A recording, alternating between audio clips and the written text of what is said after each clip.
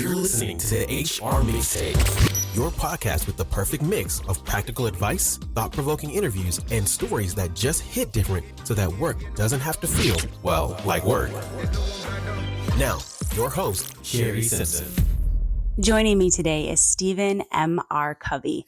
He is a New York Times and #1 Wall Street Journal bestselling author of The Speed of Trust and Trust and Inspire. He is the former CEO of Covey Leadership Center and is the global practice leader for the Global Speed of Trust.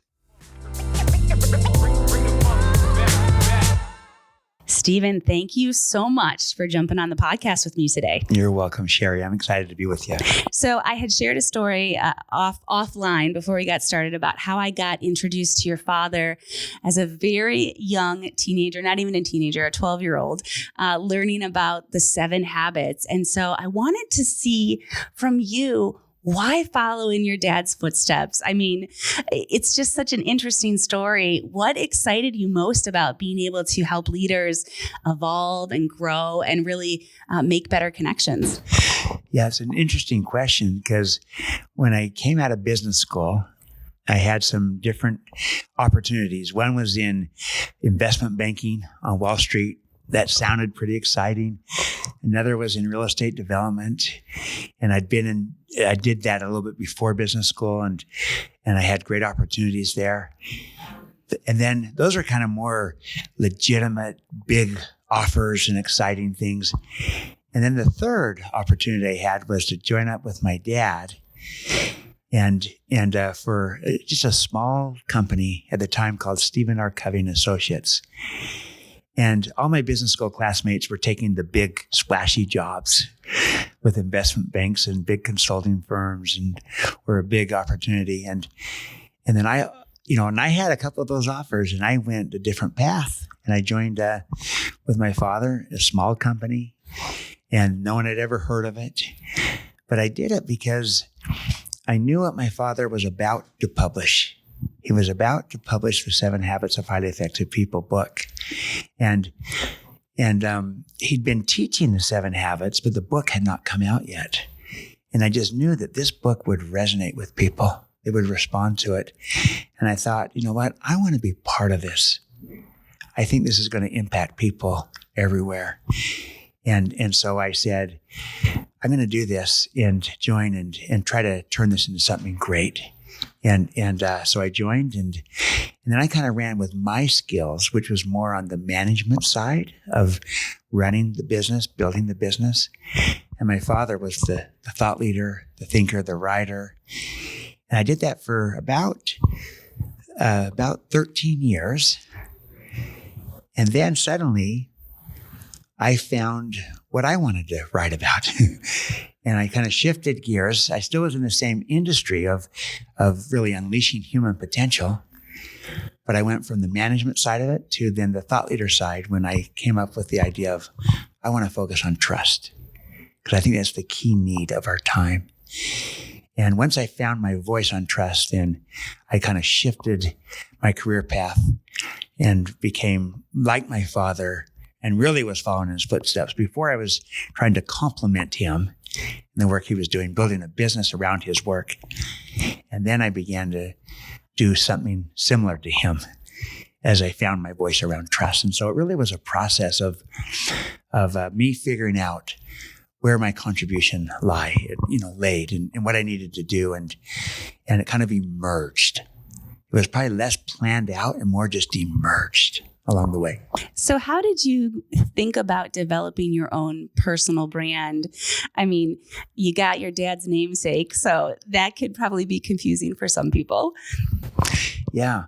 Well, no, and for me, it was another reason why initially I wanted to stay on the management side because it was easier, it was safer.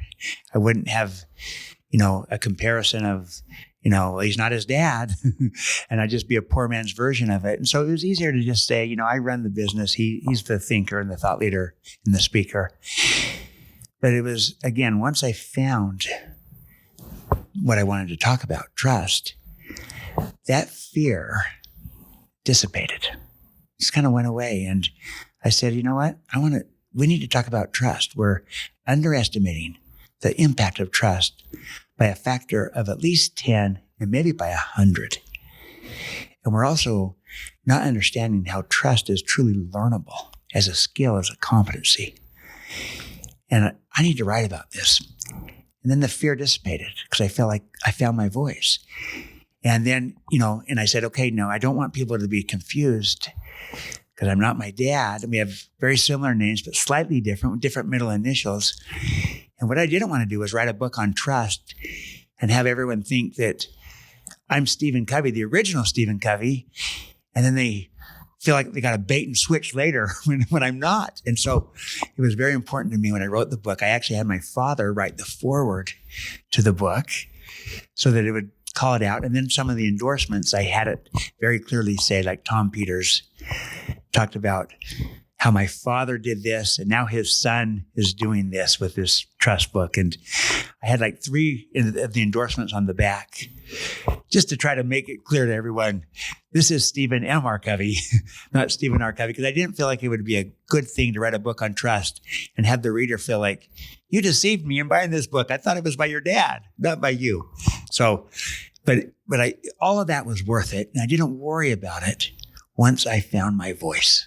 When you are able to align your passion with your work, everything just seems to come together. I love that story. Thank you for sharing that. Yeah, absolutely. No, you're exactly right.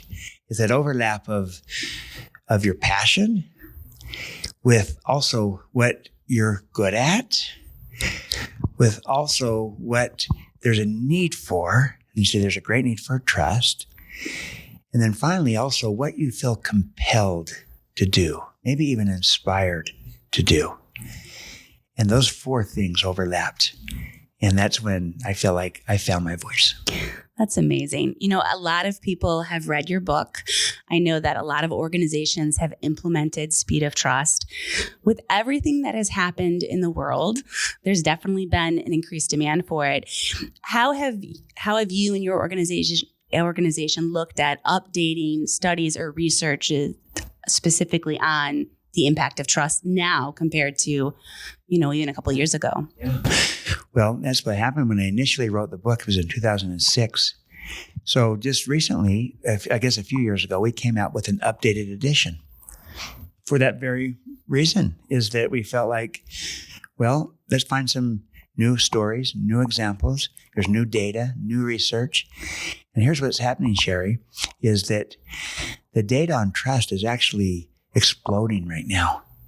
And suddenly people are becoming aware of it, that trust matters in significant ways. And they're measuring how trust impacts innovation and how trust impacts collaboration and how trust impacts engagement and how trust impacts retention of employees and the execution of strategy and leading change. And there's research, there's data, there's studies, and there's more and more. It's just blossoming because suddenly people are aware of trust in a way that they hadn't been. Everyone has always known that trust is important, but for many it was seen as a soft, kind of nice to have social virtue. And I took an approach from the beginning that there's economics to trust. There's a business case for trust. It's about moving with greater speed, lower cost when there's high trust.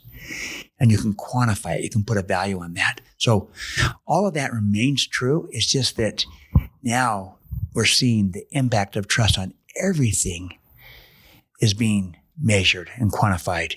And that's exciting because from the beginning of the book, The Speed of Trust, the subtitle was The One Thing That Changes Everything. And I said it up front, and my publisher actually pushed back at first and said, that's a pretty bold statement to make. The one thing that changes everything? And I said, yeah, everything, literally. And now in the last, almost 2 decades, that statement is being validated every day as study after study is coming out of how trust affects speed, retention, satisfaction, energy, joy, well-being, as well as productivity, collaboration, innovation, engagement, all the things I mentioned. And so that's exciting. So we're always trying to refresh with data, refresh with case studies, examples, stories. And then I followed on the Speed of Trust book with this new book, Trust and Inspire, as another way of looking at this and now elevating it to not just about how to build trust on teams and organizations, but how to lead through a lens of trust and inspire instead of the old model of command and control. No one wants a command and control leader. No one does. No one does. That's a great segue into my next question, because I'm curious your perspective as organizations grow and they want to meet their financial metrics and there's stability and there's investors and stakeholders that we have to respond to. How do we build on that and make sure that our teams are innovative, that they take risk, that they're willing to put themselves out there, and it's going to be okay, that you still have a positive culture and you can meet all the things? Yeah, I think the key is the sequence, that we need to work from the inside out. So yes, we do care about all these stakeholders out there, and that's customers and partners and investors and communities. They matter. It's important that we meet their needs. But the best way we'll meet their needs is to first meet the needs of our own people, of our own team, to build a high trust team, a high trust culture inside. And so I call this, the external stakeholders, customers, partners, communities, et cetera. We want to work well with them. We want to win there. We want to win in the marketplace. But the key to winning in the marketplace is to first win in the workplace with our own people. When our people feel trusted, it's easier for them to go out and build trust with customers and partners. If we don't trust our people, it would be incongruent to ask people who we don't trust to go out and build trust with customers. It would feel misaligned. So we got to go inside out. And part of that inside out includes, if you're going to tell your people that you trust them, well, that includes trusting their decision-making, their judgment, and sometimes even their efforts to innovate, which might result in some failure. And so it's almost a reframing of failure as not that, you make a mistake, that is bad. No, failure is growth. That's how you innovate, by being willing to fail. You won't do that in a low trust culture. It's too threatening. It could be career ending. And as a result, low trust cultures don't innovate because people don't take the risk because they're too afraid to make a mistake because it might end their career. In a high trust culture, the research from LRN shows that in a high trust culture, people are 32 times more likely to take a responsible risk. And they're 11 times more likely to innovate. And so it's vital that we trust people and including the ability to take a risk and make a mistake and learn from it. It's like the Silicon Valley metaphor is fail fast, fail forward, fail often, but learn faster. That's how you innovate. And the key to that is trust. Well, and it plays so well into an employee value proposition that an organization is trying to teach their employees. That link between, if I don't trust my employees, if my employees don't feel trusted, how do they represent my organization publicly in a way I want them to show up? That's so important. I do think a lot of leaders miss that. They divorce those two things like they're not related. And you're absolutely right.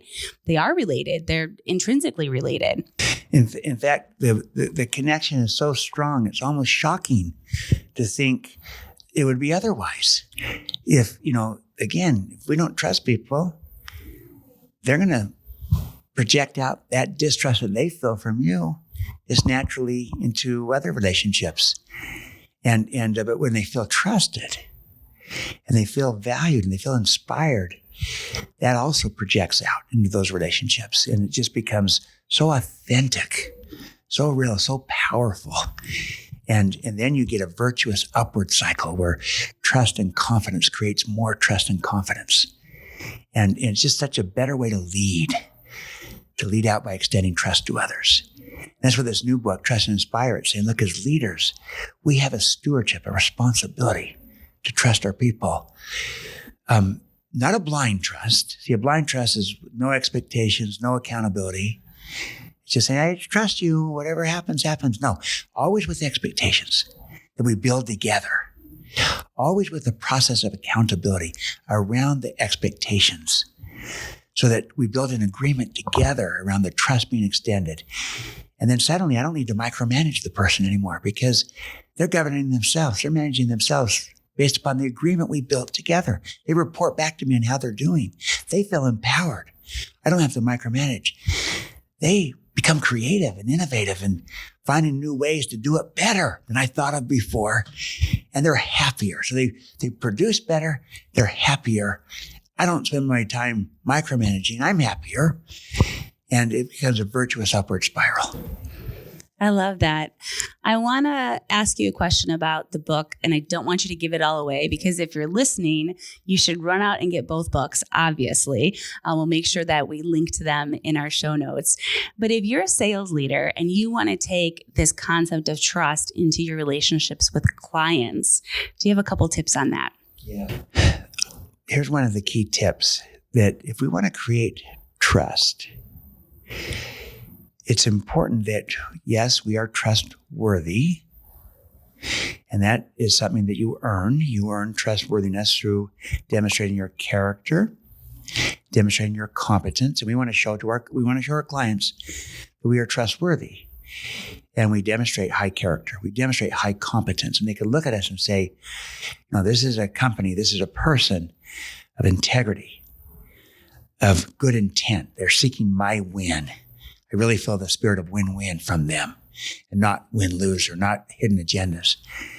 And so that's coming from your character, integrity, and intent.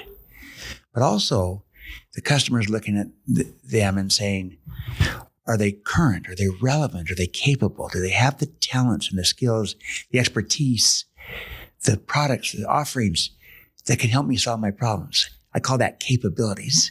We've got to show that we have capabilities, the right capabilities. We're current and we're relevant.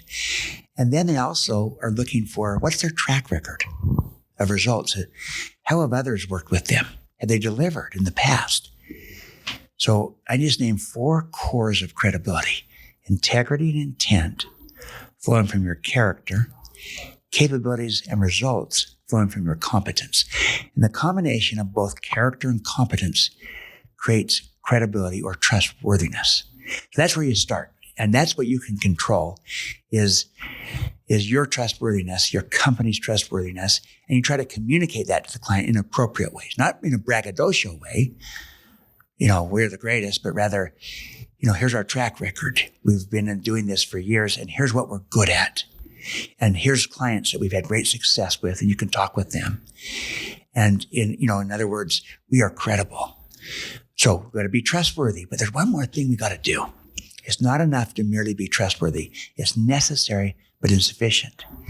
In addition to being trustworthy, we as leaders, we as partners trying to, earn business from customers, we also need to be trusting. Be willing to give trust to others, to extend it. And even to our customers, to find the ways that we can show that we trust them. Because there is a reciprocity of trust. And when you give it, people receive it and they return it. When you withhold it, they withhold it. And so I find that's often lacking, where people think that if I want to earn the trust of customers, they only focus on being trustworthy. That is step 1. I'm not downplaying it. You got to start there. But also focus on being trusting. Find the ways that you can demonstrate to your prospect, to your customer, that you trust them and that you're trustworthy. And when you're both trustworthy and trusting, that creates trust. And the second step, being trusting, is often forgotten.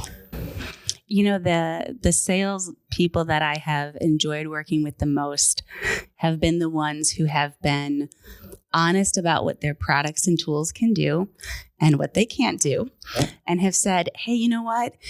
you mentioned A, B, and C. We can do A and C. We can't do B. So is that enough? Can you live without B? Do you want to still proceed in our conversation? Or do you want me to reach out once we've added B to our, our deck of offerings? And I've always found those people to be the people that I keep on my Rolodex, the people that I recommend to other people who are looking for solutions, because I know that I'm getting a straight shooter. They're giving me the honest information. They do want my business. It's just not the right time or the right fit. And that's okay. What they just developed is like a passive customer that I'm helping give them business now, even though I didn't buy it. That is beautiful. It's a great example of how through your behavior, through talking straight, truthfully, being transparent, clarifying expectations, saying, look, we're good at this, we're good at that, but we're not good at this yet. And we're working on it. When we get there, I'll tell you. But what you did is you say, rather than just saying, well, we lost the business, actually, you just gained trust. You just won trust. They might not do this deal with you, but they'll probably do the next deal. If you don't have those capabilities, maybe you don't get the deal, but they're going to say, I want to go back to Shari because she will tell me this, the truth, not just what I want to hear. Let me tell you a little story on this very point. So I was working with a architectural firm and with the managing partner of the firm, and they were very much the way you described. They did great work, but they did not try to be all things to all people, and they would tell the truth. And so a client came in and said, look, I want to do this job, and here's what we want to do. How much is this going to cost? And bid it out among like 3 or 4 firms. Well, some of the other firms were trying to get the business, and they kind of just danced around it and kind of spun it and came back with a bid that they all knew was a little bit low in order to get the business, with the idea that later they could say, well, you brought in these changes and it added a new cost. But I think there was 2 other players bidding, and they both came in a little bit low. Well, this client, they bid it honestly, and they came in and they were much higher, and they said, and so the client came back and said, hey, you're a lot higher than these other people. And they said, look, I don't know what the other people bid, but we bid this straight up. This is honestly what it's going to cost. And we don't know that you're really going to get quality work done for anything less than this. This is our best effort. And we understand if cost is your issue, you want to go someone else, but you might be paying more cost in the long run. Here's what it will cost to work with us. And if we don't get your business now, we understand. Maybe we'll get it in the future. Well, the client went with one of the low bidders.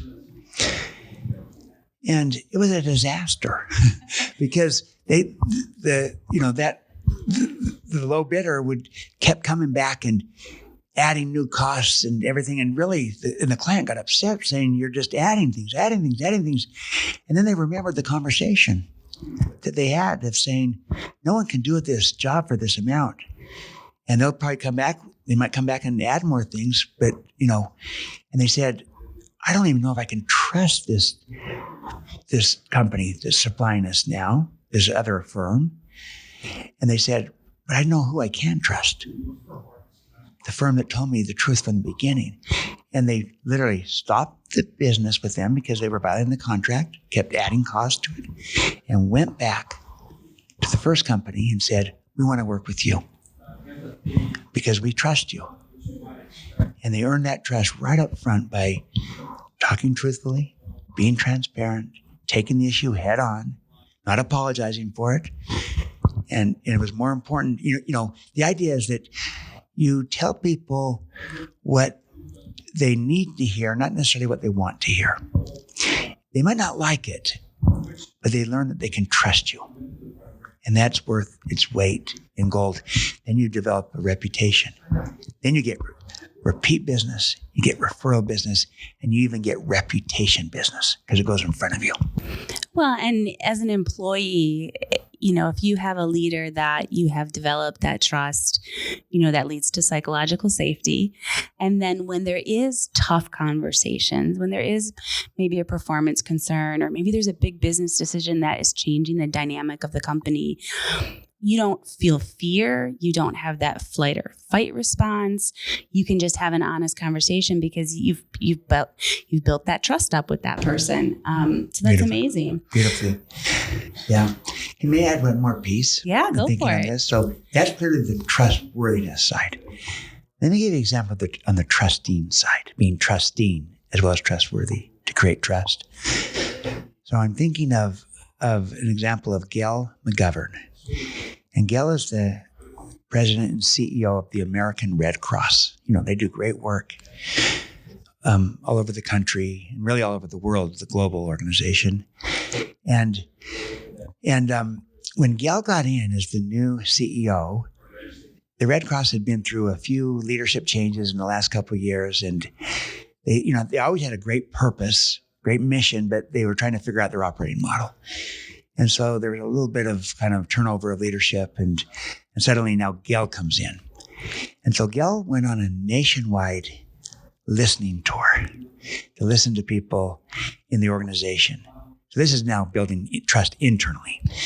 And she held these town hall meetings, and she went to a meeting in which someone had the courage to ask her this question. She said, "Gail, you're new. We've had all these changes in leadership the last little bit. Now you're coming in, the new leader. How do we know if we can trust you?" It wasn't a threatening question. It was more just an honest question of, we've had all this turnover. We'd like to trust what you're saying, but we just don't know. And she said, "You know what? Fair question. And you can decide that for yourself, but I certainly hope and believe that you'll find in me someone that you can trust." But then she very emphatically said this to everyone in the audience, "But I want everyone here to know something. I trust each and every one of you." So she didn't know them, but her starting point is, I trust you. We hire winners at the Red Cross. I start with trust till you give me reasons why I shouldn't. People were asked, what did that do when Gail told you point blank, without knowing you, that she trusted you? To a person, people said, I was inspired by it. I wanted to live up to it. I wanted to be my best version of myself, prove worthy of that trust. And I trusted Gail right back. I believed in her. It made me want to trust her back. And so the leader goes first in trusting as well as in being trustworthy. And when you lead out by being both trustworthy and trusting, you will create trust exceptionally fast. Well, Stephen, this was such a great conversation. I know I got a lot out of it. I'm sure my dad is going to geek out when I get to tell him that I had this conversation with you. So thank you so much for sitting down and talking about trust with me today. You were welcome, Shari. It's wonderful to be with you. Thank you. I hope you enjoyed today's episode. You can find show notes and links at thehrmixtape.com. Come back often and please subscribe, rate, and review.